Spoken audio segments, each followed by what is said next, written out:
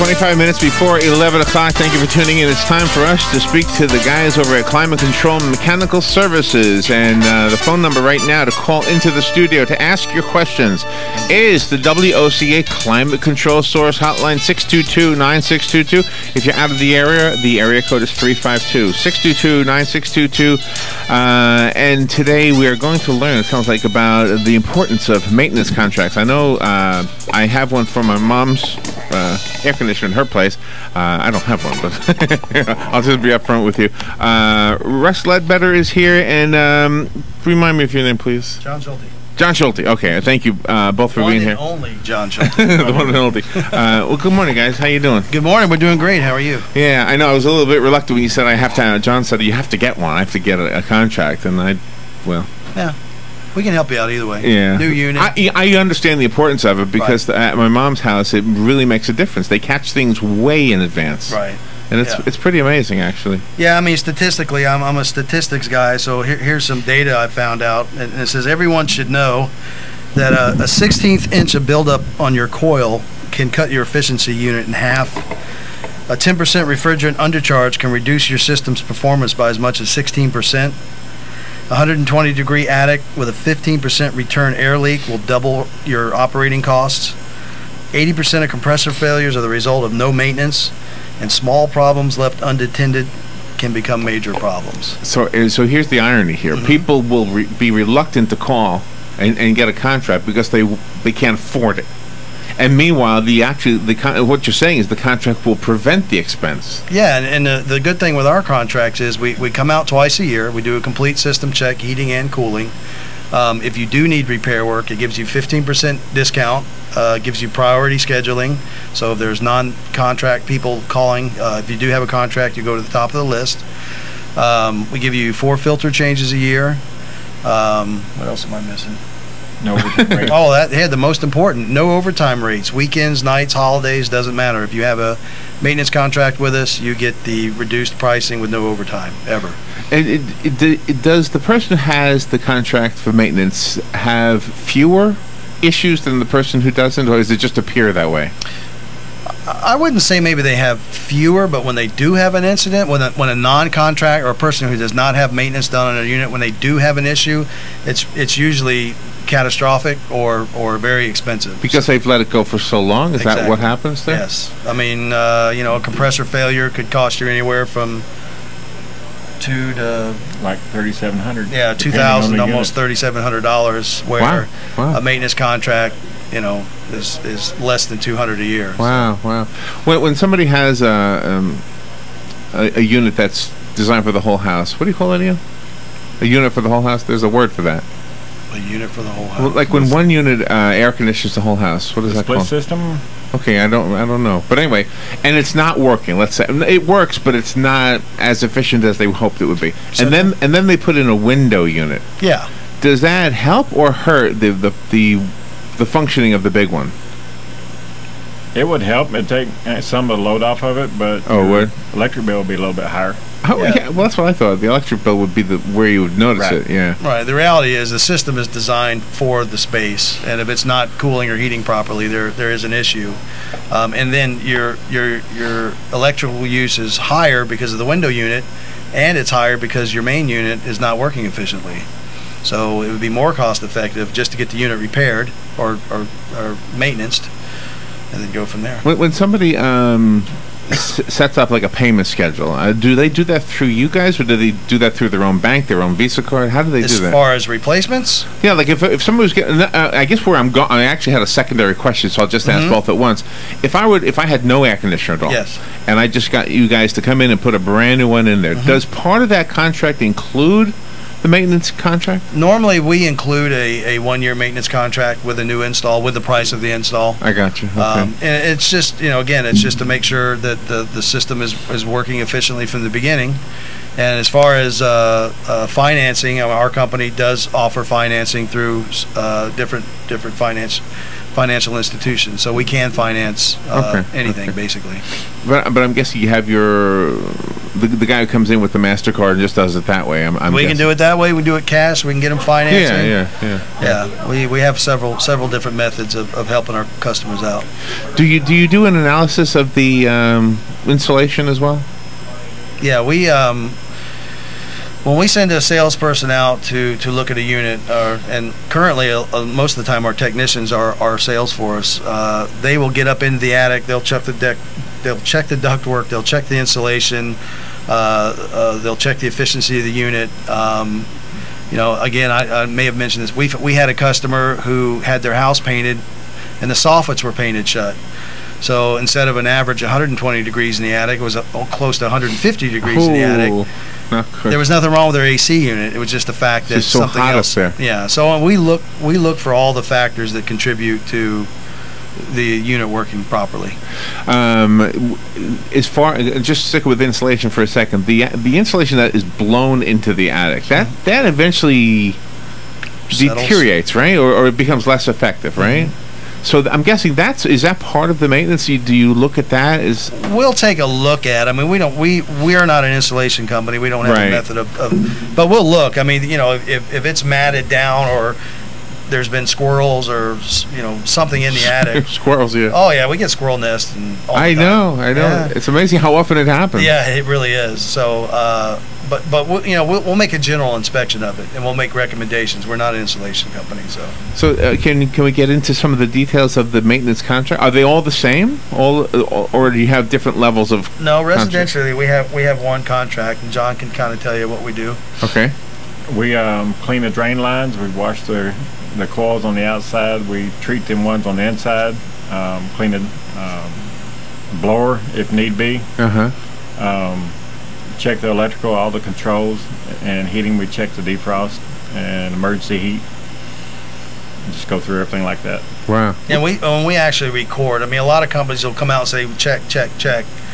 There's a difference between looking at something and actually taking a reading and recording it. And on our maintenance agreement, we have a list of all the different things that we check, and we actually write down, amperage draws, static pressure. It's all listed out, so the consumer knows we're actually in there physically checking all these. So you do that twice a year? We do that twice a year. Is there a better time of the year to do that? Normally, I mean, for me, I would suggest prior to summer and prior to the winter. So spring and fall might be. Spring and fall is the best time to do it. Yeah, because I'm guessing if somebody calls you on the 4th of July, when maybe it's the hottest time of the year, let's say, just kind of picking a date at random, but right. I'm guessing that's just as good. It's just that if you catch something wrong, they're going to be. Well, in the middle of July, your system's working as hard as it can. Yeah. And if there is a problem, it's going to put more wear and tear on the complete system. So it's better to do it when it's not at peak loads, and we can make our diagnostic checks prior. Are there regulations regarding power usage that the government demands of us as consumers? Do we need to know about those things? Well, I mean, as far as like SEER efficiency, I mean. Yeah, that's the word you use. Define what that is, SEER. Basically, it's the seasonal energy efficiency ratio. It's how efficient the unit is. Okay, SEER. Okay. Yeah, and currently, a new replacement cannot be. It has to be 13 SEER or higher. So, and that's important too, because the county requires what we call a manual J, which is a heat load. How much cooling or heating does the space have to have? We cannot sell you a unit that is not up to specs. In the past, and I'm not saying anybody in particular, if we went out to your house and quoted a 15 SEER unit, not we, another company, right. And you said, well, I can't afford a 15 SEER or a 3-ton unit, we'll sell you a 2.5-ton unit. That used to be able. That was possible. Okay. Now it's not possible. The county will not issue a permit unless the unit being replaced is the correct size unit for the space. And the county's interest is because it uses more electricity, right? Well, the county's interest, in my opinion, is first of all the safety of the homeowner. They come out and do an actual inspection of the unit when we install it. They make sure electricals connect. Oh, absolutely. Oh, I didn't know that. Yeah, absolutely. Because it's the county's. I'll say it's their job. It's their interest to make sure that consumers are getting work done properly. Okay, so it's not all about energy usage. It's also about it's actually more about being installed correctly, making sure the duct. I mean, we have to seal the duct work. We have to seal the duct boots. Does the maintenance contract cover some of the things that you talked about in recent weeks, like the ultraviolet thing and the extra filter that you talked about? No, the maintenance contract is for the efficiency of the unit itself. Okay. So we do give 15% discounts on anything you need on the parts. So if you had a maintenance contract with us and your UV light bulb blew, okay, you would get a 15%. And we show you the prices. It's not a make-believe. You're not blindsided, yeah. No, and it's all printed out. So, but I guess what I'm getting at is, I seem to remember when we were talking about the ultraviolet light that I, as a consumer, wouldn't see it. It's not visible to me. It's right. Well, we would check that. That's what I mean. Yes, so you check it, you find it's out. Right. You say you need the new ultraviolet light, and by the way, you got a contract, so it's 15% less than it would have been. Correct. Okay, that makes sense. Yep. And same thing with the other filter device. Yeah, if you have a clogged filter. Or, yeah. We would let you know. Let's go to the phone again. We are speaking about air conditioners, and specifically today we're focusing on the contract, the maintenance contract that is offered by Climate Control Mechanical Services. In the studio, John Schulte and Russ Ledbetter. And good morning. You're on the air. Good morning, man. Good morning. I'd like to get your opinion on something. In the middle of summer, during the hottest time of the year, you're not home. The house is vacant all day long. Is it best to turn off your air conditioner and then turn it on after work in the evening, or to leave it set like I consider 78 as the ideal temperature night and day? Would I be better off just leaving it at 78, or turning it off rather than letting it work all day and then just catch up when I get home? It needs to be like 78 to 82, and I wouldn't turn it off due to the humidity and the heat load of the house. Because once you did come home, if your house is 100 degrees, it's going to work so hard. Well, no, it doesn't get up that high. I would say the highest would get up to maybe 82, 83 at the most, and it runs, I would say, probably a good hour, maybe hour and a half to get it back down to 78. Then then it goes on and off when it needs to. Yeah. Rather than running all day long with the sun beating on the house and that. So because nobody's home. So. Right. I wouldn't suggest turning it off, but like John said, setting it 78 to the low 80s would be my recommendation. Yeah. There's quite a bit of electricity difference in like in your bill between, let's say, an 80 setting and a 72 setting. And I have neighbors and friends that they run theirs at 72 degrees, and when I walk my dogs every time of the day there when I am home, that thing is always running, and they're always complaining about $300-400 electric bills. Well, at 72, I would imagine if they would turn it back up to a more reasonable temperature, they probably could eliminate a lot of that expense. Yeah, I've got a little thing right here. It says, according to the EPA, households spend about 17% of their annual energy bills on cooling. And cooling, yeah. So that does make a difference. Yeah, the higher the SEER, the more savings, right? Yes, the more efficient the unit is. Yes. How high do you have to go to get really notice the savings? Like they have to be what, 13 SEER now? 16. Yeah, they have to be 13 SEER, but you'll start seeing significant energy savings around 50 or closer to 16 SEER units. Yeah, and now how much more expense would that be for a unit? Would you say for like a 4-ton? I would, off the top of my head, $500 to $700, but your estimated savings are probably about $350 to $400 a year. Oh, so in the long run, you're way ahead. Oh, absolutely. And actually, we have all the charts and specifications. If you want to call the office, I could tell you exactly. Right. Okay. Well, thanks for your answers. All right. Thank you. Yeah. Bye now. Right. Yeah. Okay. That was a great question because I didn't realize. Okay, when you said 13 that's the low. Yes, that's a minimum. But you can go if you can afford it. You can go higher. Sure. 21. 21 is the highest.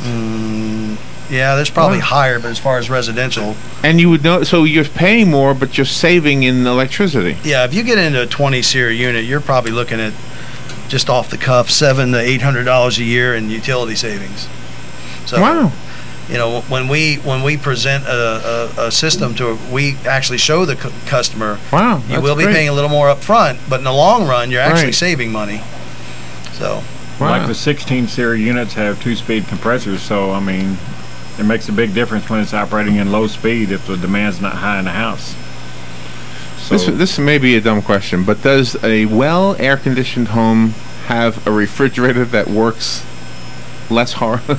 In other words, that unit is trying to cool down the stuff inside of it. But if the air outside of it is 100 degrees, it's got a bigger job, right? Right. Yeah, you're right. I mean, That's to kind of make it extreme. Yeah, but it's true. I mean, I don't know what the actual number would be, but well, and the reason it came to mind is because when you buy a refrigerator, it has that little yellow tag on it Energy that Star. tells you exactly what you're going to be having, what you can expect to have to pay. Yeah, I mean, if you have an extra refrigerator out in a 120-degree garage, it's going to work a lot harder than a unit that's in a 72-degree home. Does the air conditioner have a similar yellow tag or similar information that tells you this is going to cost you? Like, can you do the equation for my house and say this unit is going to cost you X number of dollars in savings with power costs? Yeah, well, what we have is we have SEER rating charts.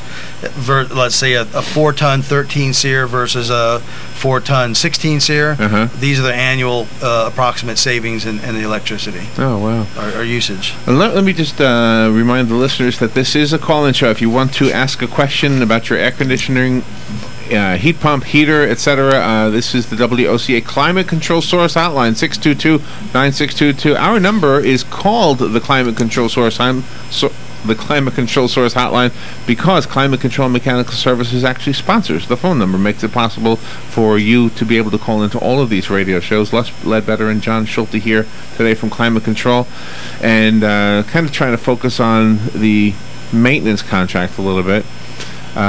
Would you have a maintenance contract with somebody who has an air conditioner that you did not install? Oh, absolutely. Oh, you would? Absolutely. Yeah. So yeah, that's for us, it builds brand awareness for the company. I mean, I have top-notch technicians. They're very professional. They're very thorough in what they do. Most of our business comes from referrals from doing great work at people's homes, and most of those homes are not units that we've installed. So. Oh, wow. Now, do you schedule it? Like, do you call them up and say, "Hey, Mrs. Smith, you're coming up on your due date for an inspection"? Yeah. Well, our dispatcher Jamie will actually call the homeowners and say, you're coming up for preventative maintenance, and what time is good for you, and we schedule the technician, and we show up. Again, maybe this is dumb. Is the air conditioner on a dedicated circuit breaker at the house? Yes. Okay, and is it a higher voltage than like the stove is a higher voltage as the? It depends on the amperage draw of the AC unit, and again, that's another thing that the county inspectors look at. They want to make sure that homeowners are safe and that we have the right size breaker for the unit. Right. Okay. And when they do the inspection, they do check circuit breaker size and wire size to make sure that it's efficient. So if it's let's say it's an old system, it just still works. It never had a problem, and they're listening right now, and they hire you guys with the maintenance contract. You go out and you see, oh my goodness, that's on the wrong kind of a circuit breaker. Absolutely. What do you do? Do you obviously you tell them that, but do you change it yourself? We're not electricians. We partner Okay. with different electricians around town. But yeah, we will call them and get them a quote. And that's something we do too. It's for us. It's not all about our company. It's about doing what's right for the customer. Right. If we have to get another vendor involved, we will. John, can I ask you something? You mentioned cleaning the lines. The drain lines? Is that what you meant, the drain Yes. lines? Is that the only line that is in there that would be cleaned? Yes. Okay, and what? Because the algae build up, I mean, we vacuum it from the outside and flush it from the inside and flush all the sludge out to keep it from, like, Oh, wow. your air handlers in the house, keep it from flooding the floor or whatever. And that's where I was going with this, because I've seen quite a few air conditioning units that were flooding the floor. Yes. So that must happen relatively quickly. That thing gets sludged up pretty quick. Yes. Would it be quicker if you had like a lot of pets or something? What's the word Not called? really. It's just, I mean, if somebody don't clean it out, yearly, then they plug up pretty quick. And you actually draw it out like a suction I use a device? shop vac and vacuum it from the just a outside shop and then vac. flush water from the inside and pull it all out. Oh, okay. And what do you normally find after 6 months? Somebody who has a contract. Just a lot of algae. A lot in 6 Right. months. Oh, wow. So the person who hasn't done it in a year or 2 or 3 even, I mean, they've got a big buildup going Right. on. And how does that affect the efficiency of the air conditioner? The efficiency, it doesn't, but it will make a mess in the house. But it'll do that, okay. Or if your air handler's in the attic, it could come down through the ceiling too. Oh wow! Are there a lot of examples of that?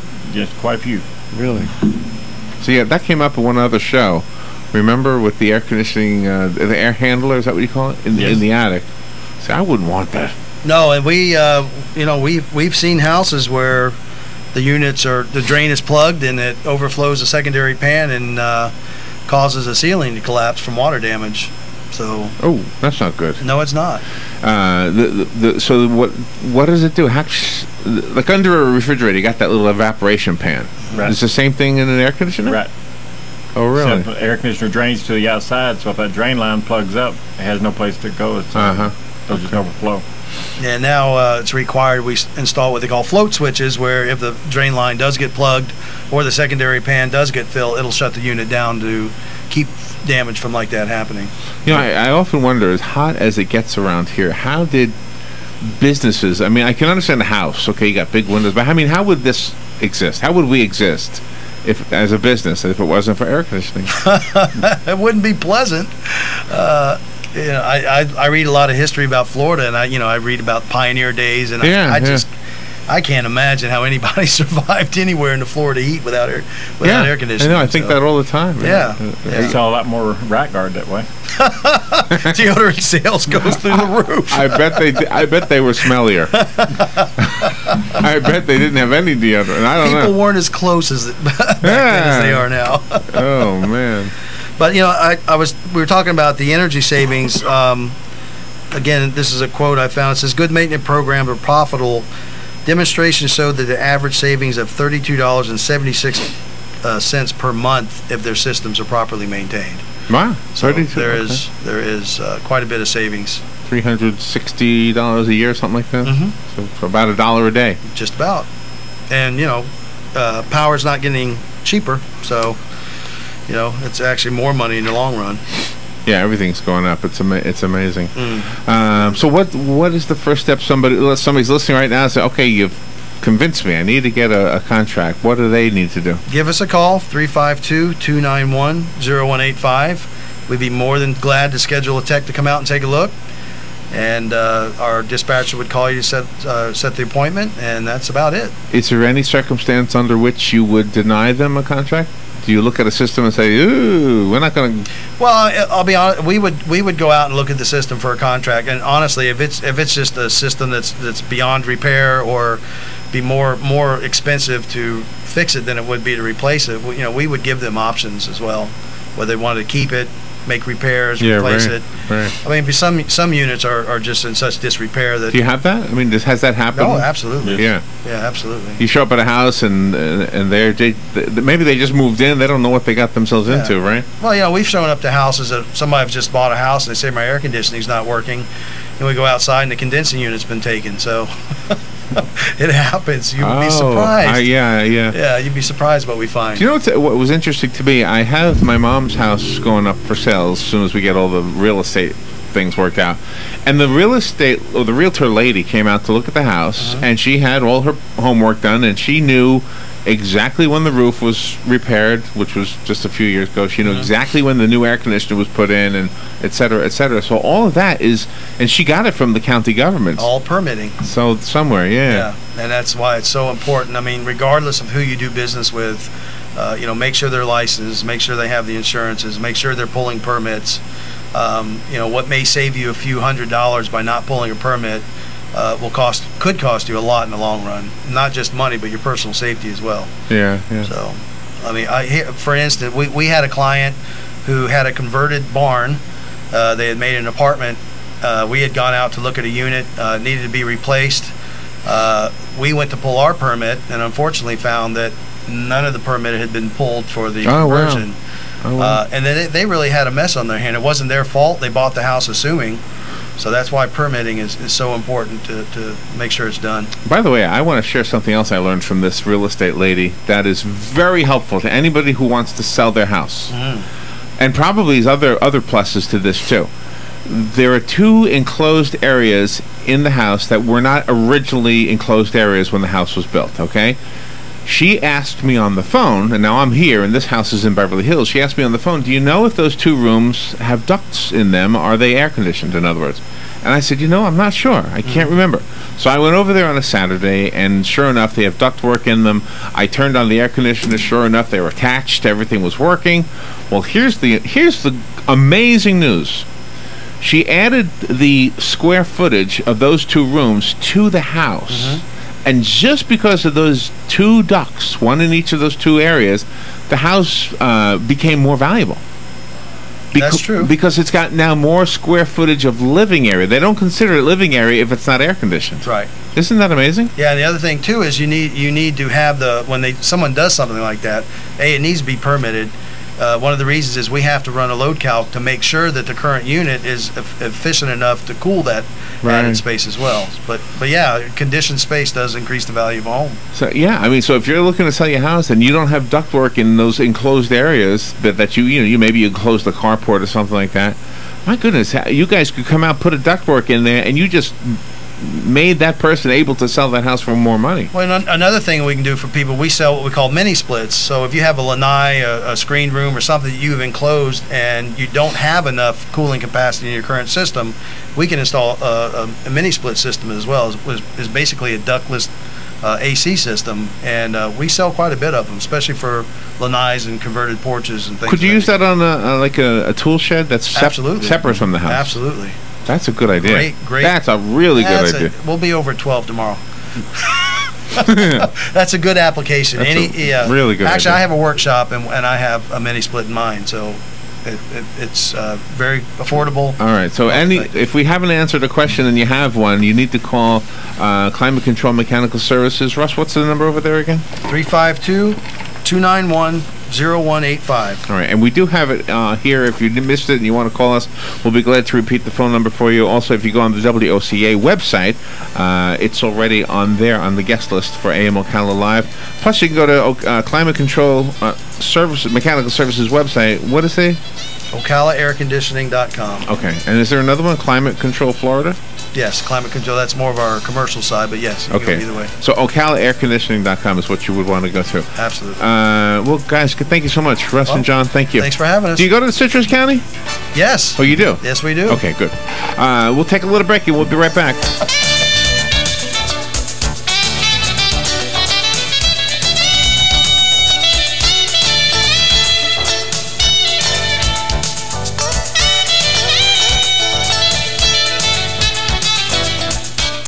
Ocala's information station, 1370 WOCA. Ocala! ABC News Now. I'm Karen Chase. In his final moments at the Vatican, Pope Benedict pledged his unconditional reverence and obedience to the new pope as he bid a